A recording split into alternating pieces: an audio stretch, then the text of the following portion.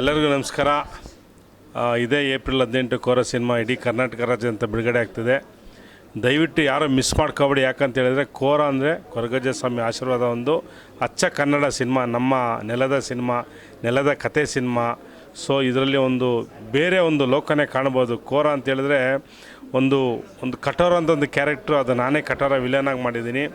ಕರಿಘಟ್ಟ ಅಂತ ಒಂದು ಊರು ಇರ್ತದೆ. ಆ ಕರಿಘಟ್ಟಲ್ಲಿ ಇರ್ತಕ್ಕಂಥ ಇಡೀ ಆ ಊರನ್ನೇ ಹೈಜಾಕ್ ಮಾಡಿ ಆ ಕರ್ನಾಟಕ ಮ್ಯಾಪಲ್ಲಿ ಕರಿಘಟ್ಟನೇ ಅನ್ನೋದು ಇರ್ಸಲ್ಲ. ಸೊ ಅಂಥ ಒಂದು ಅದ್ಭುತ ಕ್ಯಾರೆಕ್ಟ್ರು. ದಯವಿಟ್ಟು ಒಂದು ಎಕ್ಸ್ಟ್ರಾಡಿನರಿ ಸಬ್ಜೆಕ್ಟ್ ಸಿನಿಮಾ. ಕೋರ ಅಂದರೆ ಕೊರಗಜ್ಜ ಸ್ವಾಮಿಯ ಮೊದಲನೇ ಅಕ್ಷರನೇ ಕೋರ. ಒಂದು ಫಾರೆಸ್ಟ್ ಬೇಸ್ಡ್ ಕಂಟೆಂಟು.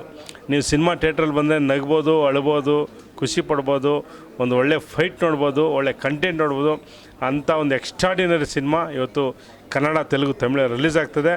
ಕನ್ನಡದು ಏಪ್ರಿಲ್ 18ನೇ ತಾರೀಕು ರಿಲೀಸ್ ಆಗ್ತದೆ. ದಯವಿಟ್ಟು ಎಲ್ಲ ಬಂದು ಕೋರ ಸಿನಿಮಾ ನೋಡಿ ಆಶೀರ್ವಾದ ಮಾಡಿ. ನಮಸ್ಕಾರ.